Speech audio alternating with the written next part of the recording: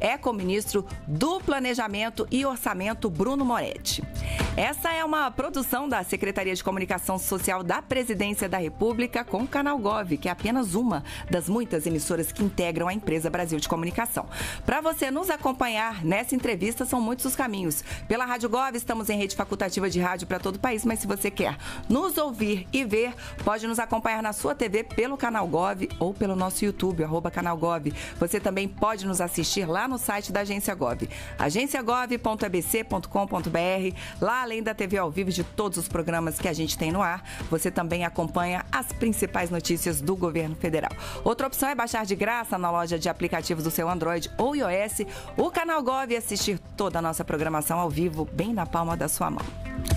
Olha, é hora da gente conhecer o ministro carioca do Rio de Janeiro. Bruno Moretti é economista formado pela Universidade Federal Fluminense, com mestrado em Economia da Indústria pela UFRJ e doutorado em Sociologia pela Universidade de Brasília. Também é doutorando em Desenvolvimento Econômico pela Unicamp. Ele iniciou a carreira em 2004 no Ministério do Planejamento como analista de planejamento e orçamento. Entre 2009 e 2012, foi diretor da Secretaria de Planejamento e Investimentos Estratégicos e em 2013 e 2014, assessor da Secretaria Executiva do Ministério do Planejamento. Entre 14 e 15, foi diretor e secretário executivo substituto do Ministério da Saúde, depois ocupou o cargo de secretário executivo adjunto da Casa Civil da Presidência da República e de 17 a 22 atuou como assessor técnico no Senado Federal. Antes de ser nomeado ministro do Planejamento, Moretti presidiu o Conselho de Administração da Petrobras. Muito obrigada pela presença. Bom dia, ministro. Olá, Caiane. Bom dia, é um prazer estar aqui com você e com todos que nos ouvem. Imagina, o prazer é todo nosso, ministro. E já quero começar falando de combustíveis, né? O governo fez um esforço muito grande frente aí à guerra dos Estados Unidos aí com o Irã. Enfim, a gente tem aí o Estreito de Hormuz toda hora fecha e abre e fecha. Enfim, a gente teve muitos problemas internacionais e o Brasil tomou medidas rápidas para que o preço dos combustíveis não fosse muito impactado, né? Para que a bomba, né, o brasileiro sofresse menos na bomba. E aí isentou impostos, fez uma série de medidas e também adotou medidas para que essa fiscalização seja mais firme, né? Queria saber, ministro, qual é a avaliação do senhor hoje, que já tem alguns meses de medidas tomadas, qual é a avaliação do senhor sobre isso? Como estamos aí nesse mercado de combustíveis? Olha, Karen, a verdade é que a nossa estratégia foi um sucesso absoluto. O presidente Lula, quando essa guerra iniciou, nos determinou que tomássemos todas as medidas necessárias para que o povo brasileiro não pagasse por uma guerra que não é dele. O preço do petróleo explodiu. Isso repercute sobre o preço do diesel para os caminhoneiros, sobre o preço de gasolina, e nós tomamos uma série de medidas, subvenções aos combustíveis, desonerações, tiramos impostos. A verdade é que o Brasil é um exportador líquido de petróleo e a receita, quando o petróleo sobe, também sobe. E não seria justo o Estado brasileiro ser sócio de uma guerra, ficar mais rico e a população ficar mais pobre. Nesse sentido é que a gente usou essa receita extraordinária para custear uma série de ações que mitigaram o impacto da guerra, reduziram o impacto da guerra para a nossa população. E quando a gente olha em perspectiva internacional, hoje o Brasil é um dos países menos afetados pelos efeitos da guerra. Então é nesse sentido que a nossa estratégia foi bem sucedida e a população brasileira, de fato, teve uma redução dos efeitos dessa guerra que não é dela, guerra que não foi feita por ela, então não seria justo que ela pagasse por essa guerra. A nossa média de preços, ministro, está abaixo da média global, não é isso?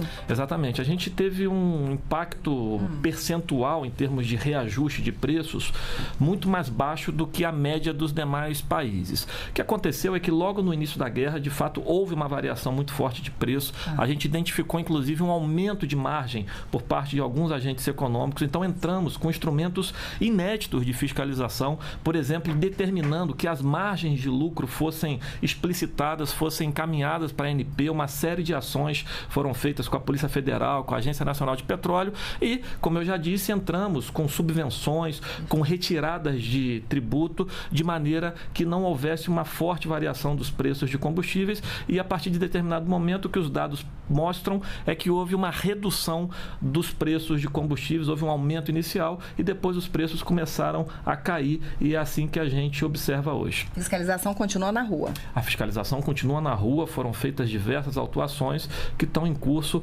com o devido processo legal. Então é uma combinação de fortalecimento dos instrumentos de fiscalização com subvenções e retiradas de impostos que foram decisivas para que a gente tivesse o Brasil como um dos países menos afetados no mundo por essa guerra.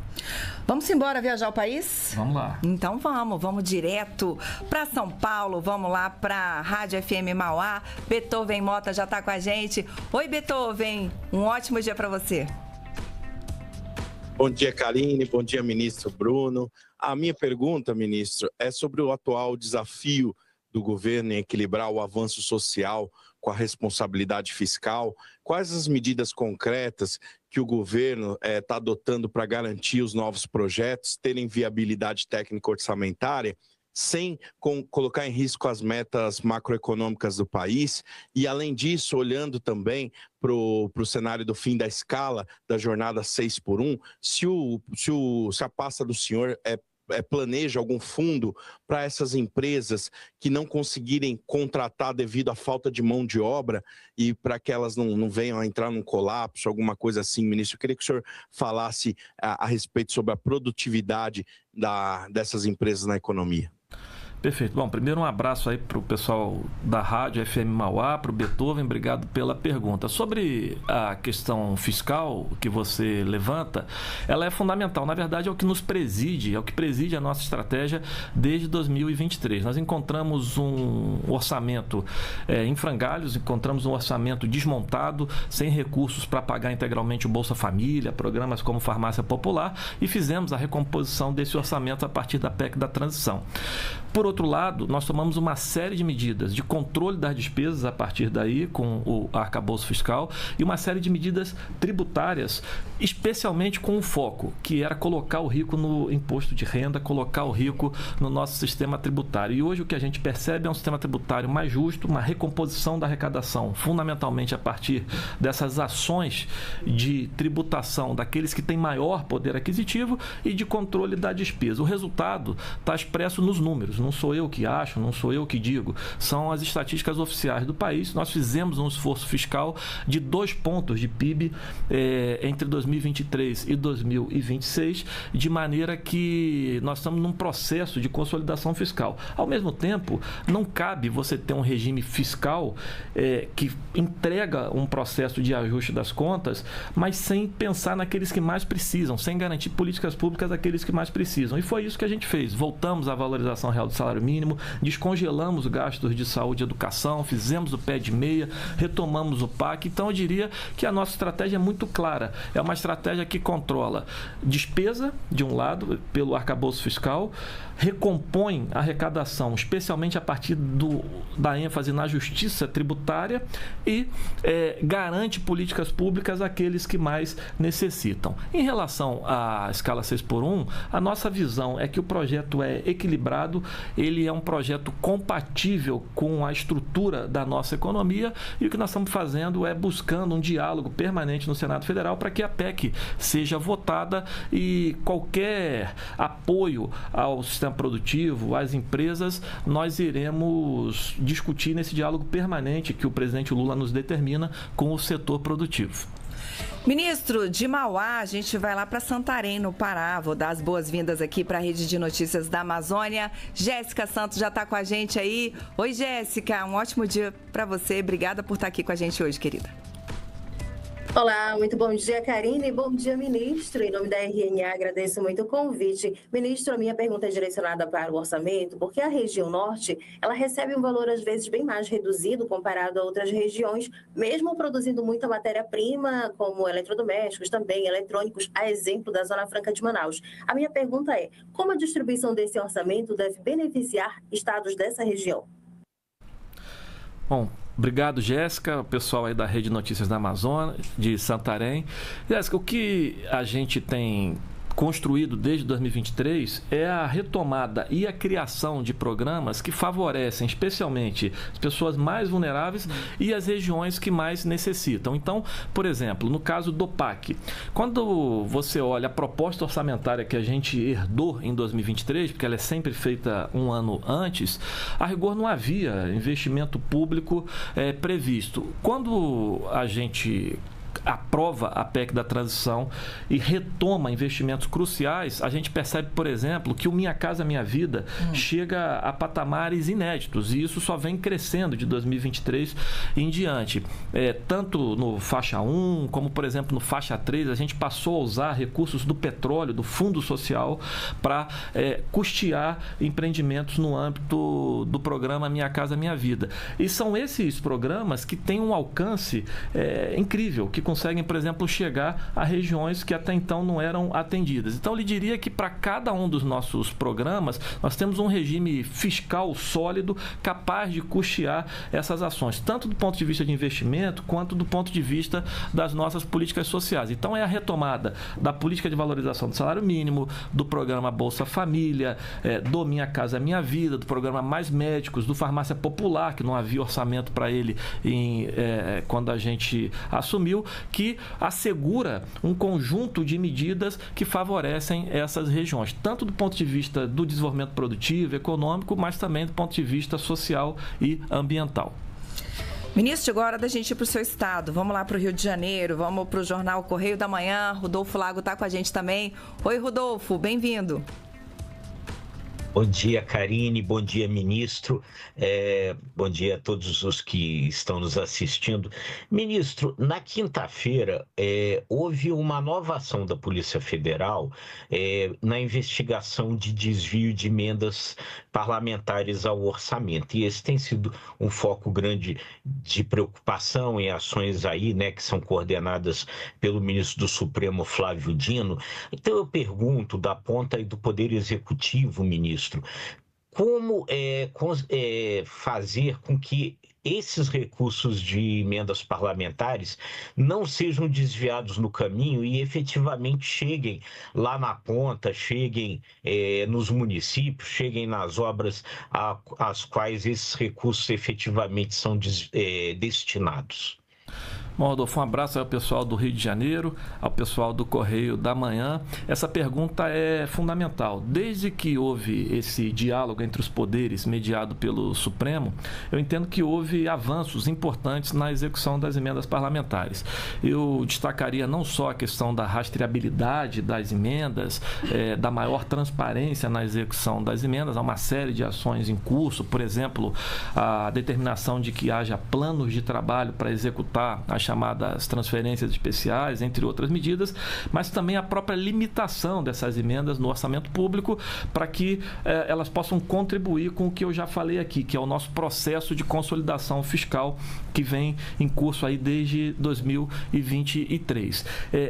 Quando a gente observa os dados, se a gente olha as emendas chamadas não impositivas, quando essa discussão começou, a gente tinha mais ou menos 20 bilhões no orçamento relativo a essas emendas. Nós já diminuímos esse valor em negociação com o Supremo, com o Congresso, para alguma coisa em torno de 12 bilhões. Do ponto de vista das emendas impositivas, nós alinhamos essas emendas ao ritmo de crescimento do arcabouço fiscal, garantindo que elas não cresçam acima do volume total das despesas e preservem o espaço para outras despesas que são fundamentais. Então, a gente vem tomando uma série de medidas em negociação com o Congresso, por exemplo, as chamadas emendas de comissão.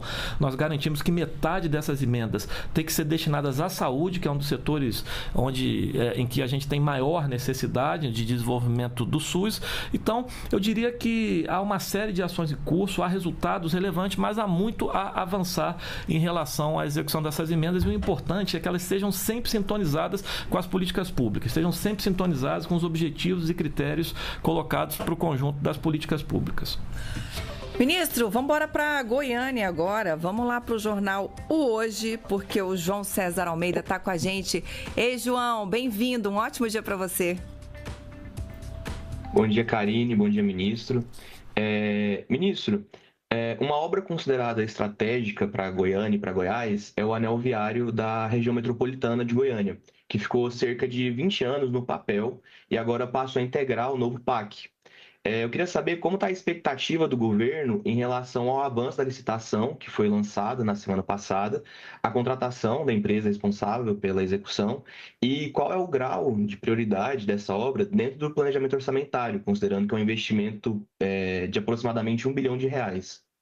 João, um abraço para o pessoal de Goiânia, pessoal do Jornal Hoje. Essa pergunta ela é bem importante. Ela é um exemplo claro em relação à questão das emendas. Nós fizemos um diálogo no fim do ano, eu fiz pessoalmente um diálogo com o parlamento, com a bancada de Goiás, e a gente garantiu recursos para que essa obra fosse iniciada, para que se desse a ordem de serviço em relação a essa obra que é tão esperada pela população de Goiânia há muitos anos, né? Inclusive houve recentemente um evento para que se iniciasse aí os procedimentos relativos a essa obra. Esse é um bom exemplo. A bancada de Goiás colocou recursos nessa obra, nós garantimos a prioridade a essa obra dentro do orçamento. Então esse é um bom exemplo de como a partir do diálogo nós podemos induzir investimentos públicos estruturantes, investimentos públicos que desenvolverão o estado de Goiás, que são importantes para o Brasil, são importantes inclusive do ponto de vista econômico, para a gente manter a nossa taxa de crescimento de maneira a gerar uma economia saudável. Então, nossa prioridade para essa obra, João, é total e nós garantiremos, junto com o parlamento, junto com as emendas de bancada, recursos para que ela seja executada. Ministro, vou aproveitar essa pergunta aí do João César Almeida para já lhe perguntar o seguinte: as pessoas sempre ficam preocupadas quando saem notícias de que o governo está precisando bloquear recursos, né? E aí as pessoas ficam, a obra do meu estado não vai sair, ou o programa não vai ter continuidade. Eu queria que o senhor nos explicasse, foi anunciado um bloqueio aí de 23,7 bi, não é isso, ministro? Isso atinge várias pastas, mas eu queria que o senhor nos explicasse o que significa isso. Lembrando que o ministro Bruno Moretti é o homem que tem a chave do cofre, né? Ele tem a chave do cofre, então é ele que tem que fazer a mágica para fazer o dinheiro fica curto aqui, estica para cá, e a gente teve muito aumento de gasto com o pagamento do BPC, que é o benefício de prestação continuada, e também com pagamentos de previdência. Ministro, queria que o senhor nos explicasse que impacto esses bloqueios têm. Karine, nós fizemos um processo que, desde 2023, como eu disse, de garantir a retomada e a criação de políticas públicas fundamentais ao desenvolvimento do país, ao apoio, especialmente à população mais vulnerável, sem abrir mão do controle das contas públicas. Então, nós criamos regras de limitação das despesas. Essas regras são fundamentais para que a gente entregue as contas públicas em ordem e possa combinar esse processo de responsabilidade fiscal com responsabilidade social.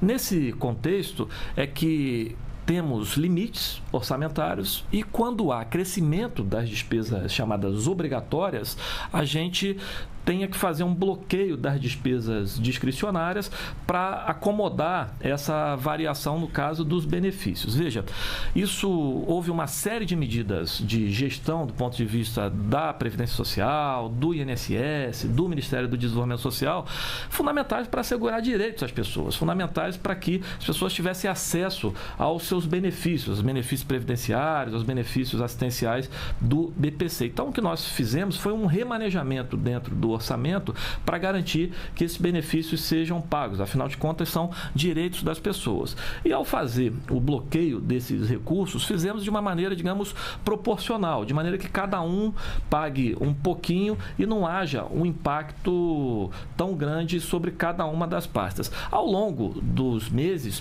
nós vamos administrando a situação, fazendo remanejamentos, de maneira que não haverá nenhum prejuízo à prestação de serviços públicos, ao pagamento de bolsas, à execução de obras. Eu trato diariamente desse tema, a gente antecipa limites de empenho, de gasto para os órgãos, remaneja recursos de um órgão para outro, de maneira que a gente otimiza os recursos, faz a gestão desses recursos sem causar prejuízo aos serviços públicos, ao mesmo tempo que, como eu disse no começo, garante a continuidade da concessão dos benefícios, que é um direito da população.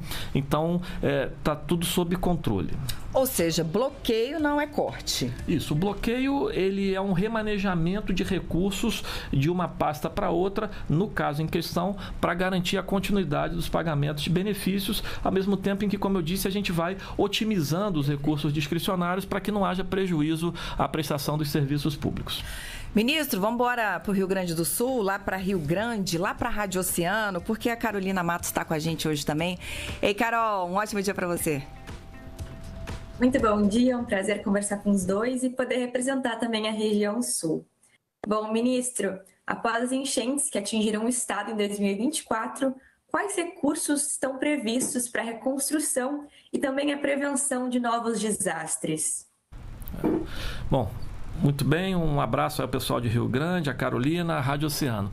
Essa pergunta, ela é crucial também, porque nós fizemos uma série de ações em 2024 em relação ao desastre ocorrido no Rio Grande do Sul. Encaminhamos ao Congresso Nacional um decreto legislativo para que fosse decretada a calamidade. Isso nos deu um fôlego, nós conseguimos aplicar recursos vultosos numa série de ações para o Rio Grande do Sul que foram fundamentais. Os resultados também foram vistos, inclusive na economia do Rio Grande do Sul, que depois do que aconteceu, voltou a crescer com o apoio desses recursos federais. Em relação especialmente às obras, é importante lembrar que nós propusemos ao Congresso Nacional, nesse diálogo permanente, o Congresso aprovou, o presidente Lula sancionou a criação de um fundo para custear essas obras de reconstrução. Os recursos estão disponíveis nesse fundo para que as obras, por exemplo, de drenagem, fossem executadas sem nenhum tipo de restrição a esses recursos, e o aporte inicial foi feito em torno de 6 bilhões de reais e os recursos, portanto, estão lá disponíveis e as obras estão sendo tocadas, os procedimentos necessários à execução das obras estão acontecendo, e isso vai ser fundamental para evitar que novas calamidades aconteçam no patamar em que a gente viu, ou pelo menos para mitigar os problemas que a gente viu. Hora da gente ir lá para Fortaleza. Vamos lá para o Portal O Povo. Marcelo Bloch, bem-vindo. Um ótimo dia para você. Bom dia, ministro. Bom dia a todos. Eu gostaria de perguntar para o ministro sobre a questão da pauta-bomba que está sendo discutida no Congresso. Como é que estão essas conversas com o Congresso? O que significaria para as contas públicas e para a população se for aprovada dentro da questão do orçamento? Ministro, já vou pedir para o senhor explicar o que está rolando no Congresso aí que pode ser considerado pauta-bomba. Bom, muito bem. Marcelo, um abraço a você, a todo o pessoal aí do Portal O Povo e de Fortaleza. Bom, esse é um nome que a imprensa dá a pautas que tramitam no Congresso com forte impacto fiscal. Como eu já disse, Karine, nós temos um diálogo permanente com o Congresso, com os presidentes das duas casas, com os líderes, para explicar o impacto de uma série de propostas sobre as contas públicas, né? Já disse aqui, nós estamos num processo de consolidação fiscal e que nós temos o dever de zelar pelas contas públicas. A gente tem o acolhimento permanente nesse diálogo com os presidentes das casas e temos explicado que uma série de propostas, nós não estamos discutindo propriamente o mérito dessas propostas, nós não estamos dizendo que é ilegítimo tal categoria pleitear um piso salarial. O que nós estamos dizendo, entre outras coisas, o que nós estamos dizendo é que o conjunto dessas propostas traria para o orçamento público um impacto inadministrável. E nós temos confiança de que essas propostas serão discutidas conosco e só serão aprovadas mediante o atendimento das regras orçamentárias, das regras fiscais vigentes. Então, tenho muita confiança nesse diálogo permanente com o Congresso Nacional para que a gente possa afastar um impacto em relação a essas propostas que o orçamento público não pode absorver. Me dá 2 exemplos aí dessas pautas. Bom, uma pauta... Tem uma série de propostas que trazem um piso salarial para categorias, piso esse que afetaria despesas não só da União, União, mas também de estados e municípios, e que, como eu disse, não estamos discutindo a legitimidade ou mérito em relação a essas categorias ou em relação a esses pisos, mas sim como que o conjunto dessas medidas afetaria o orçamento da União, de estados e municípios, inclusive na prestação de serviços públicos, de saúde, educação, assistência social, entre outros. Então, nosso dever, planejamento, fazenda, tem sido levar ao Congresso as explicações sobre os impactos fiscais dessas medidas e como elas afetariam esse processo de ajuste das contas. Importante, ministro, a gente localizar aqui quem nos assiste e quem nos ouve do seguinte, especialmente em ano eleitoral, e isso ocorre o tempo inteiro, mas os parlamentares, alguns parlamentares, querem fazer aquele famoso jogo para a plateia. Então, defendem algumas propostas, mas aí tem um pequeno detalhe que qualquer proposta ela tem que indicar a fonte. Não é isso, ministro? Não pode propor sem indicar de onde virá o dinheiro. Então, acabam propondo determinadas coisas que depois não tem como encaixar isso no orçamento, né? Por isso o ministro fala da preocupação, né, que não é possível em algumas situações bancar o que está sendo proposto. Ministro, com isso... Vamos embora. Para onde, Ellen Bernardes? Ah, sim. Vamos embora conversar lá com o portal Gazeta Web de Maceió, Alagoas, porque o Tiago Gomes está com a gente nessa manhã também. Oi, Tiago, um ótimo dia para você. Olá, muito bom dia. Queria cumprimentar a Karine, também ao ministro do Planejamento e do Orçamento, Bruno Moretti. Para a gente aqui da Gazeta Web é uma satisfação muito grande estar mais uma vez interagindo com vocês. Queria cumprimentar também os colegas que estão aí na audiência também participando deste programa. Bom, a minha pergunta para o ministro é a seguinte. Ministro, é sobre o orçamento. Como é que o orçamento de 2026 da União pode contemplar estados como o de Alagoas, por exemplo, em termos de investimentos? E de que maneira, se há garantias de fato que o governo federal tem para que esses recursos eles possam chegar realmente na ponta para quem mais precisa? Tiago, obrigado pela pergunta, um abraço ao pessoal da Gazeta, pessoal de Maceió. Essa pergunta sobre o orçamento é o nosso dia a dia.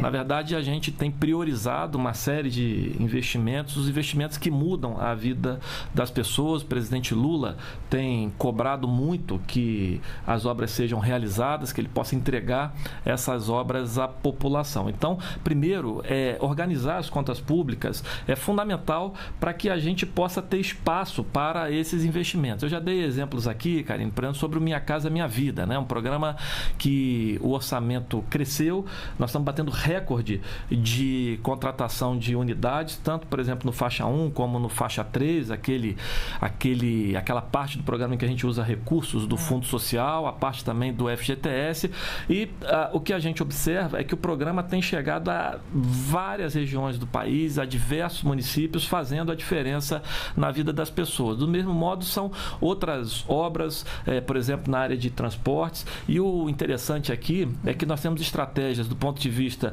do orçamento público, mas também da indução dos investimentos privados. Então, nós estamos batendo recorde em concessões, em parcerias com o setor privado, e a verdade é que nessa combinação, nessa sinergia entre setor público e setor privado, nós temos garantido o aumento do investimento público no Brasil, é o que as estatísticas têm mostrado.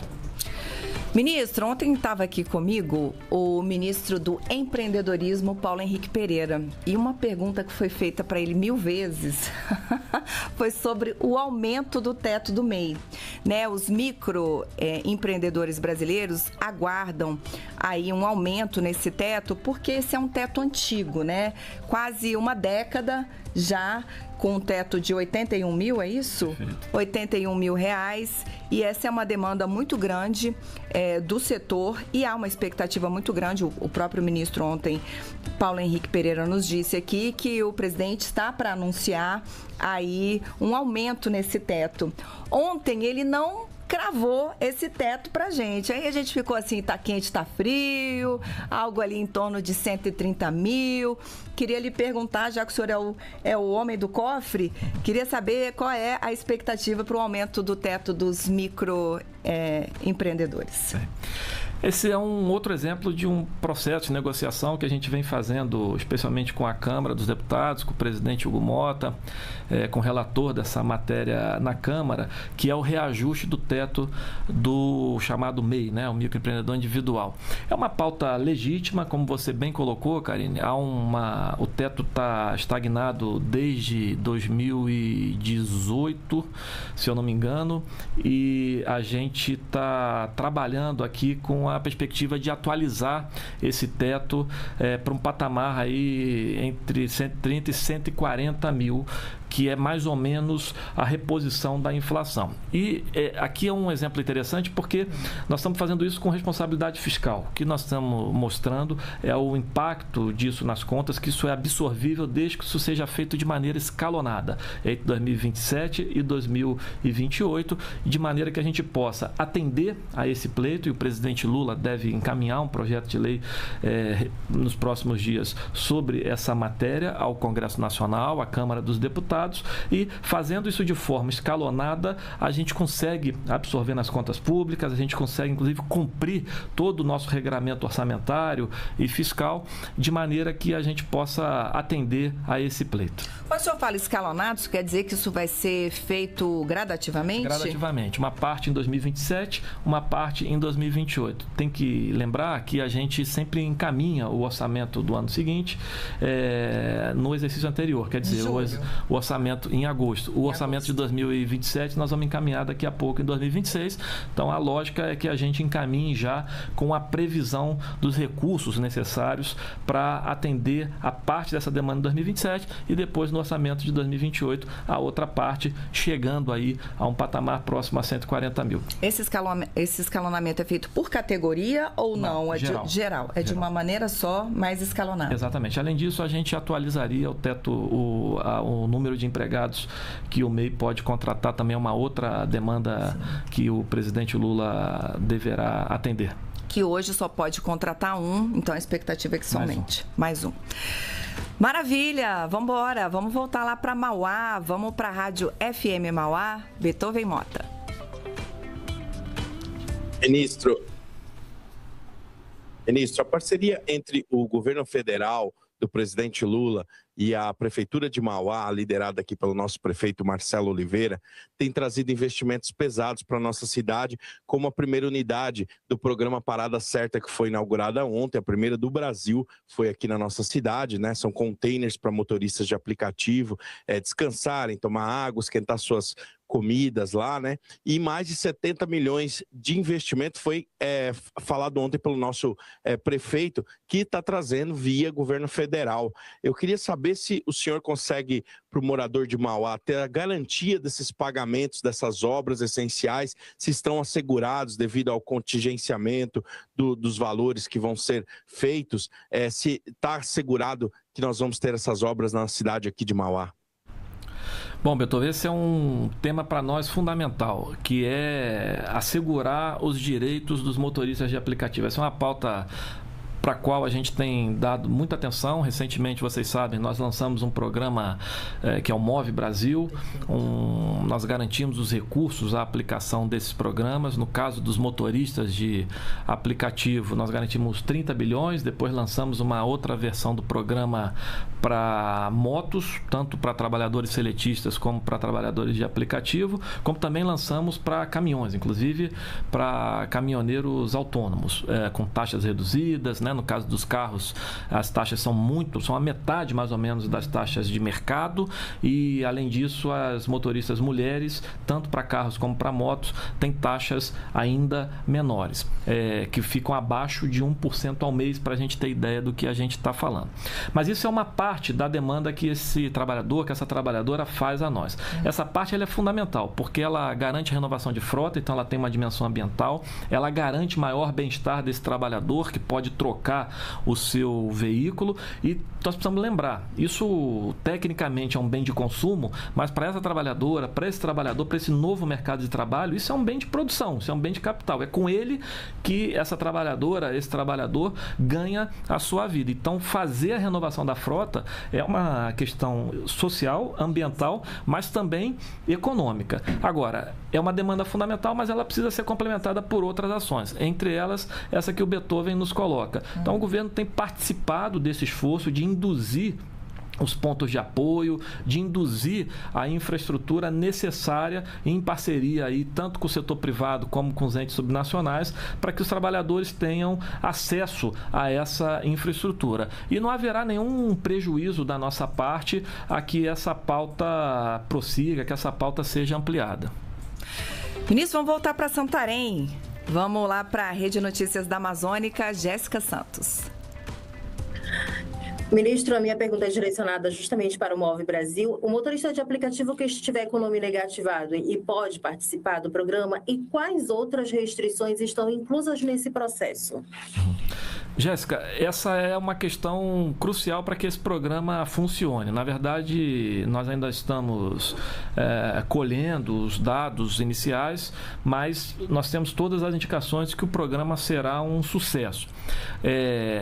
Como se trata de uma linha de crédito, é importante que as pessoas consigam ser desnegativadas. E aqui é importante, nós temos um pool de ações, não é só o Move, que garantem que isso seja feito. Em particular, o caso do Desenrola. Então, é importante para aquele motorista, para aquela motorista que tenham dívidas bancárias, que possam passar, digamos assim, pelo guichê do Desenrola, para que depois possam ir ao Move. Isso é condição necessária, nesses casos que a Jéssica coloca, para que eles possam tomar o crédito. Nós procuramos simplificar ao máximo esse processo de concessão do crédito. Há, inclusive, relatos, é importante que se diga aqui, de pessoas que foram às concessionárias procurar o crédito do Move Brasil e houve, por exemplo, cobrança de taxa de abertura de cadastro. E eu quero dizer aqui que ontem nós aprovamos no Conselho Monetário Nacional, inclusive, a proibição expressa de que se cobre desse motorista, dessa motorista, qualquer tipo de cobrança de taxa nesse sentido. Então, é um processo simplificado. Nós estamos fazendo, inclusive, planejando para a semana que vem feirões para que a gente possa explicar. Estamos treinando a rede das instituições financeiras, com BNDES, Banco do Brasil, Caixa, os nossos parceiros privados também, para que não haja nenhum tipo de cobrança inadequada, para que o processo seja o mais simples possível e para que as pessoas saibam exatamente as condições dessa linha. E no caso em que a gente colocou aqui, quando há problemas em relação à negativação do nome, que as pessoas procurem o programa Desenrola para que elas possam primeiro resolver essa questão e depois acessar o crédito do Move Brasil. Ministro, vou aproveitar que o senhor falou nisso, que as pessoas que tomarem aí o crédito para renovação de frota, que elas não caiam em conversa em concessionária, de que vai ter que pagar alguma coisa a mais e tal. Aquele empréstimo que vai ser tomado, ministro, ele pode ser tomado diretamente já na concessionária, com o banco da concessionária, ou antes o interessado precisa procurar um banco público ou um outro banco para poder tomar esse financiamento? Karine, os recursos são administrados pelo BNDES, mas o BNDES tem uma rede de instituições parceiras públicas e privadas, né? O Banco do Brasil, a Caixa, mas também bancos privados. Nesse mercado, as concessionárias funcionam, digamos assim, plugadas nessas instituições financeiras. Então, o importante é que, por exemplo, se o motorista, a motorista vai a uma concessionária e há uma cobrança indevida, e por isso é importante esse trabalho de esclarecimento da nossa parte, de que, por exemplo, não há possibilidade legal, vedada a cobrança de uma taxa de abertura de cadastro, caução, por exemplo, para garantir o acesso ao carro, nada disso está previsto nas nossas regras. Se há alguma questão nesse sentido, que a trabalhadora, o trabalhador percebam quando vão a uma concessionária, procure a outra, né?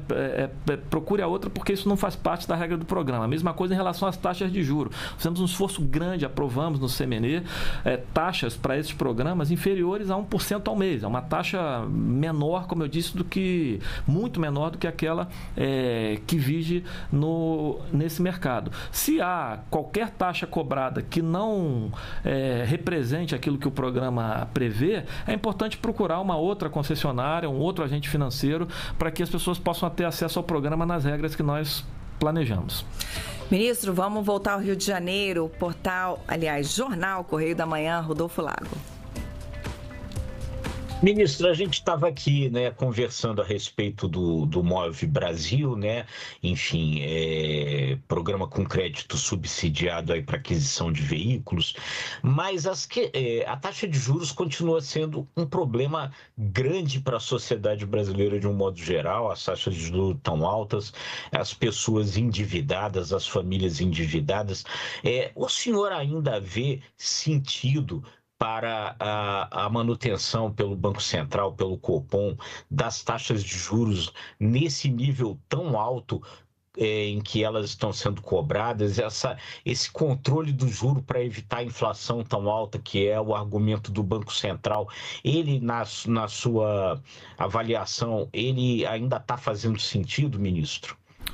Rodolfo, nós temos que fazer o nosso dever de casa aqui, né? O Banco Central cuida da política monetária. Do ponto de vista da nossa política fiscal, nós temos que dar segurança completa aos agentes econômicos de que nós vamos manter as nossas regras fiscais em ordem, vamos entregar ao fim desse ano um processo, como eu disse, de consolidação fiscal em torno de 2 pontos de PIB. Isso é fundamental para dissipar, para retirar qualquer grau de incerteza.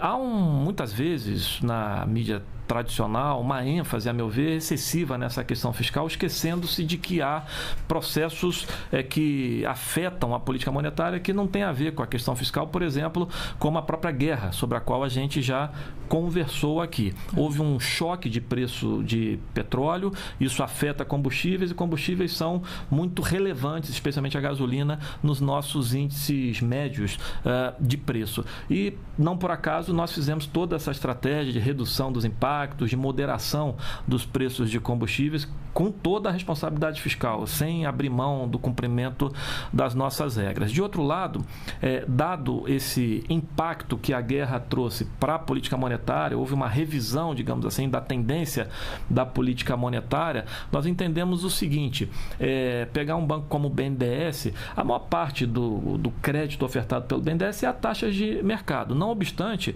uma pequena parcela disso, que nós entendemos não prejudica os objetivos da política monetária, está sendo dirigida a ações que são fundamentais para garantir o crédito barato. É o caso do MOVE, é o caso, por exemplo, do Fundo de Infraestrutura Social, que custeia para entes públicos o aumento de infraestrutura em educação, saúde a taxas mais baixas, próprio caso do Desenrola, que renegocia dívidas de família a taxas mais baixas. Então, o que a gente está fazendo aqui é um processo de redução dos efeitos dessa taxa Selic mais alta para públicos que são fundamentais, que a gente precisa garantir o direito deles em uma série dessas ações. Então, essa é a nossa linha de atuação. Dar previsibilidade na área fiscal, de um lado, e de outro, desenvolver uma série de ações que reduzam, digamos assim, o efeito desse cenário sobre a população, seja moderando o preço de combustíveis, seja garantindo crédito barato a alguns segmentos por conta das questões econômicas, ambientais e sociais.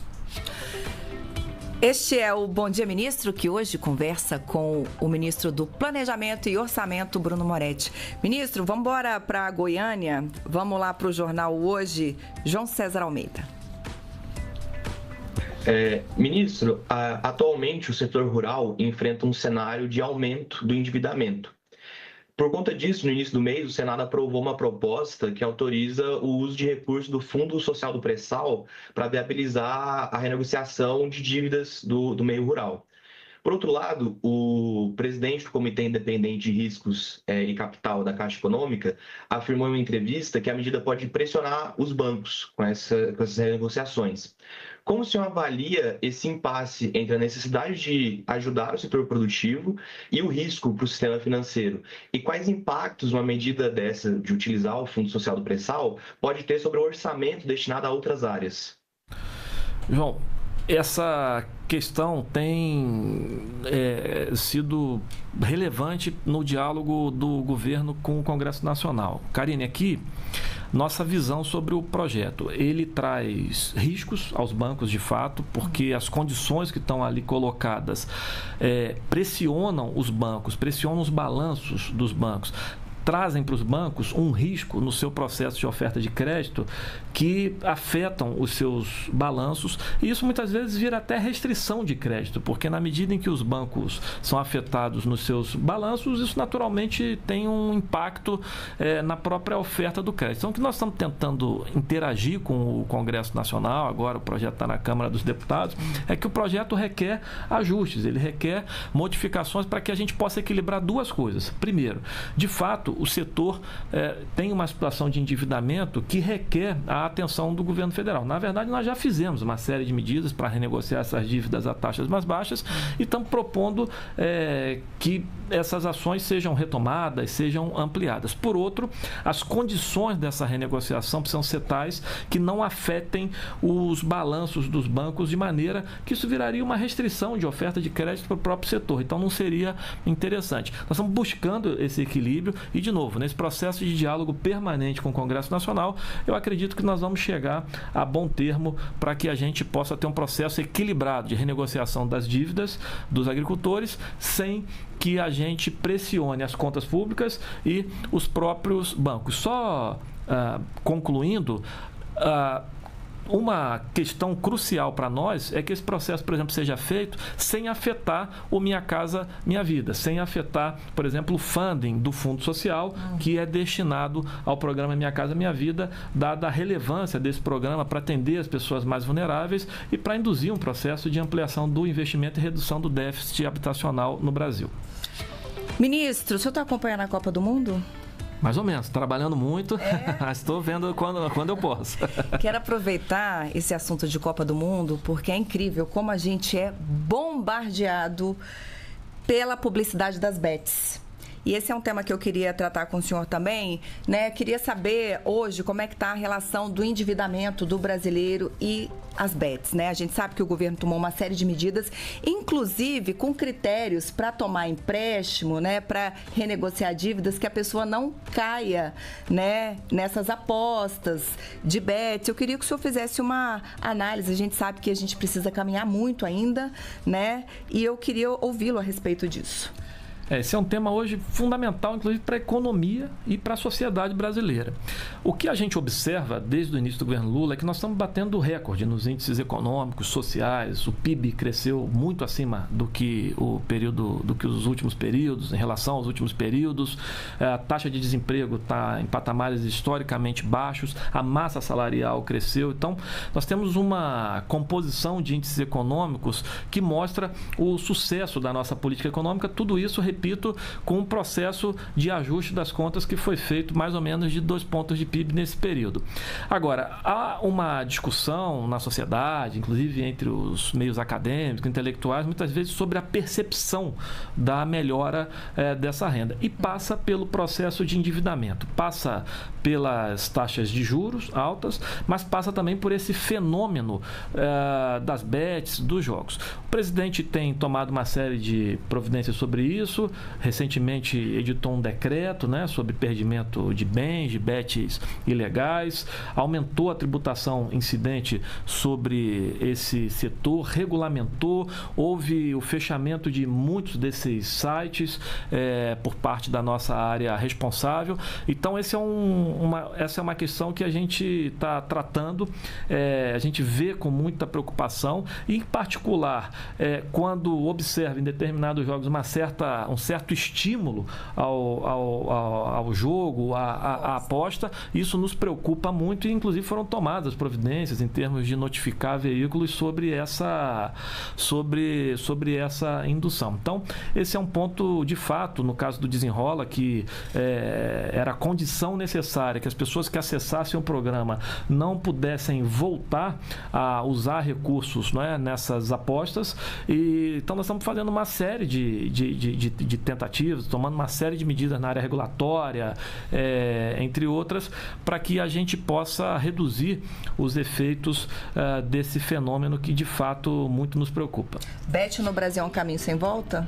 Não, eu acho que essa é a discussão que a sociedade brasileira precisa fazer, os efeitos nocivos sobre a sociedade. Na verdade, esse mercado foi aberto sem qualquer regulamentação no período anterior e nós estamos tomando uma série de medidas e creio que não é um assunto só do governo, mas a sociedade brasileira precisa discutir mais medidas para que a gente possa tratar adequadamente desse fenômeno, porque de fato nós percebemos que ele traz muitas implicações para a sociedade e para a economia brasileiras. De volta a Rio Grande, no Rio Grande do Sul, Rádio Oceano, Carolina Matos.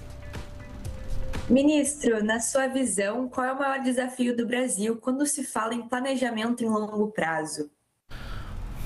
Bom, Carolina, obrigado pela pergunta. Essa é a pergunta que eu sempre gosto de responder. A minha visão do ângulo aqui do Ministério do Planejamento é que a gente tenha um regime fiscal, de novo, capaz de entregar contas públicas em ordem, mas isso conjugado à nossa capacidade de ter um projeto de país para a população como um todo. Esse país é historicamente desigual, muitas vezes tivemos projetos políticos em que só cabiam 30% da população e os mais vulneráveis sempre estiveram de fora. Não é por outra razão que o nosso lema desde 2023, aquilo que o presidente Lula colocava era colocar o rico no imposto de renda, no nosso sistema tributário, dado que havia uma carga tributária proporcionalmente menor do mais rico em relação ao mais pobre, e colocar o mais pobre no orçamento público. Eu creio que é isso que a gente está fazendo com medidas na política social, no campo do investimento, para que a gente possa garantir um desenvolvimento inclusivo, ambientalmente sustentável, ao mesmo tempo em que o país seja mais justo. Então, na minha visão, o desafio central para um país democrático, como é o caso do Brasil, é que a gente possa assegurar um processo de planejamento inclusivo, em que a gente tenha um país para todos. Isso se faz com mais justiça tributária, isso se faz com mais políticas para atender a população que mais precisa, sem abrir mão das contas públicas em ordem. E eu creio que é isso que a gente está fazendo, né? No campo tributário, por exemplo, tomamos uma série de medidas desde 2023 sobre tributação de fundos offshore, de fundos fechados, cobrança de dividendos, que até então eram isentos. O Brasil é um dos únicos países do mundo que isentava dividendos obtidos aí, digamos, pelas pessoas com maior poder aquisitivo, ao mesmo tempo em que desoneramos, né? Desoneramos o imposto de renda até R$5.000, tiramos a taxa, a chamada taxa das blusinhas, porque a gente sabe que a maior parte das compras, ela é de valor pequeno, então os mais pobres são os que acessam essas compras, e isso representava um peso desproporcional no consumo das camadas mais pobres, razão pela qual o presidente Lula encaminhou uma medida provisória ao Congresso para retirar esse tributo. Então, quando você combina essa série de ações de redução de tributos incidentes sobre os mais pobres, tributação dos mais ricos e retomada e criação de políticas sociais que atendem aos que mais precisam, eu creio que a gente está nesse caminho de ter um país não para 30%, mas capaz de incluir a todos e a todas. É isso que o presidente Lula nos determina. Esse, para mim, é o grande desafio do planejamento, sempre sob a premissa de manter as contas públicas em ordem. Vamos embora para Fortaleza, ministro. O Portal Povo, Marcelo Bloch. Ministro, eu gostaria de voltar rapidamente ao assunto do Move Brasil. A gente falou da questão do nome sujo de alguns motoristas, mas eu queria falar também um pouco que alguns motoristas têm reclamado de, apesar de encontrar uma carência de até 6 meses para começar a pagar as parcelas, os juros continuam incidindo sobre o saldo devedor durante esse período. E aí acaba que, às vezes, quando começa a pagar, já tem uma dívida maior devido aos juros. E eu queria saber se o governo pretende rever algo desse programa, nesse sentido ou em outro. Bom, há duas situações aqui. Uma em relação aos carros, outra em relação às motos. No caso das motos, não há incidência de juro no período de carência. No caso dos carros, há a incidência de juro, de fato, no período de carência, e isso é feito para que você não fique ali capitalizando os juros e quando ele vá pagar a primeira parcela pós-carência, incluindo o principal, que isso seja um valor muito alto. Nas nossas projeções,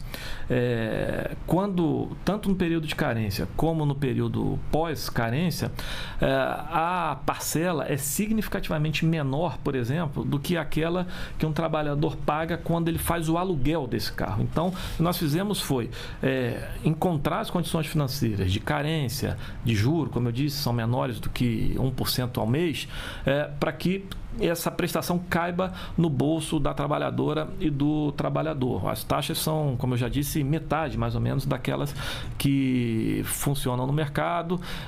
Então, a gente entende e observou, inclusive, que em relação àqueles que pagam aluguel, esses valores são menores e são possíveis, dada a renda média desse trabalhador, de serem absorvidos. É possível absorver esses valores de prestação dentro do bolso dessa trabalhadora e desse trabalhador. É isso que a gente planejou para que o programa fosse viável, e eu acho que a demanda pelo programa mostra que a gente estava correto. Ministro, essa semana a gente teve aqui o ministro da Indústria e Comércio, Márcio Elias Rosa, e falamos com ele bastante sobre o tarifaço, né? Há notícias aí de que o governo norte-americano considera a eleição brasileira como uma prova de fogo para testar a influência norte-americana na América Latina. Dito isso, queria uma análise do senhor em relação ao tarifaço, né? A gente sabe que o governo brasileiro já está empenhado aí em conversar, negociar cerca de 21% dos produtos, né, brasileiros que são exportados estão sujeitos a essa tributação, a essa expectativa, então, de novas tarifas, de um tarifaço. E aí eu queria ouvi-lo sobre isso, como o senhor faz parte da equipe econômica, queria saber em que medida também isso preocupa o controle da inflação, o impacto disso tudo, que problemas a gente pode ter com essa questão? Perfeito, Karine. Esse é um momento desafiador, né? Eu dizia anteriormente, do ponto de vista da equipe econômica, nós tivemos que administrar aquilo que em economia a gente chama de choques, né? Externos, ou seja, a gente teve lá o tarifaço, depois teve a questão da guerra, e nesses casos é importante, e é isso que o presidente nos determina, tomar medidas, fundamental tomar medidas que reduzam o impacto desses choques sobre a população, sobre o setor produtivo, sobre os nossos exportadores. Nesse caso, aqui, nós ainda não temos esse processo efetivado, então, fundamentalmente, de um lado, é relevante seguir no processo de diálogo, afastar tudo que foi colocado em relação a uma série de questões. Nós não concordamos, por exemplo, com a questão do PIX. Nós entendemos, né, o PIX, ele é dos brasileiros, é um arranjo de pagamento fundamental para a nossa economia. Isso não tem a ver com nenhum tipo de regra desfavorável a empresas de qualquer país, muito pelo contrário. Então, nós seguiremos nesse processo de diálogo, afastando essas acusações, afastando essas questões. De outro lado, é importante que nós tomemos medidas caso essas tarifas sejam implementadas. Então, assim como fizemos lá atrás, criamos apoio aos exportadores, estamos em pleno curso aí com o Brasil Soberano 2, ele é um sucesso, há muita demanda de empresas para que, mediante linhas de crédito mais acessíveis, nós possamos superar esses problemas. Estamos fazendo também um processo de redistribuição da nossa pauta exportadora, né, de diversificação dessa pauta. Então, é fundamental, e nós vamos seguir nessa linha, que a gente tome medidas que reduzam o impacto sobre a população. Agora, nós temos que fazer isso sempre sob a premissa de que o Brasil é um país soberano, de que o governo brasileiro tem o dever de proteger a sua população, tem o dever de proteger instituições que são da população brasileira, que são decisivas da população brasileira. É o caso, por exemplo, do PIX, do nosso arranjo de pagamento, do qual a gente tem muito orgulho e não abre mão. Ministro, obrigada, viu? Foi um prazer grande receber o senhor aqui hoje. Quero aproveitar esses minutos finais aí para deixá-lo à vontade para se despedir de nós, fazer suas considerações finais, mas queria que o senhor incluísse aí nas suas considerações um recado para as pessoas que ficam preocupadas aí com esse clima eleitoral, com a nossa economia. A nossa economia acho que é o primeiro alvo, né?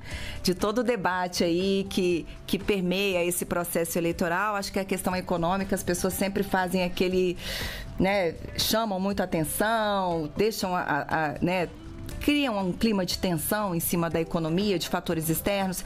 Então, eu queria mais uma vez agradecer a sua presença aqui hoje e deixá-la à vontade, então, para fazer suas considerações. Okay. Primeiro, foi um prazer estar aqui com vocês, espero ser chamado outras vezes. Com certeza. E dizer que, do ponto de vista da equipe econômica, nós estamos dando confiança total à sociedade, aos agentes econômicos, que nós vamos manter nossas regras, seguir nossas regras fiscais, entregar esse processo de ajuste das contas. Por outro lado, de novo, um regime fiscal não pode existir se ele também não serve para atender a população. Então, nós vamos seguir com as nossas políticas públicas nesse ano, respeitando todas as regras eleitorais, as regras fiscais, as regras orçamentárias, de maneira que não haja qualquer prejuízo à população. Os nossos programas seguem funcionando, a gente tratou de uma série deles aqui e não há razão para que a gente faça nenhum tipo de ajuste de rota em relação ao funcionamento do nosso regime fiscal nesse ano. Nossa palavra-chave é previsibilidade total. Previsibilidade aos agentes econômicos, previsibilidade em relação aos demais poderes, previsibilidade para a população como um todo, que nós vamos seguir no caminho que a gente já vem trilhando.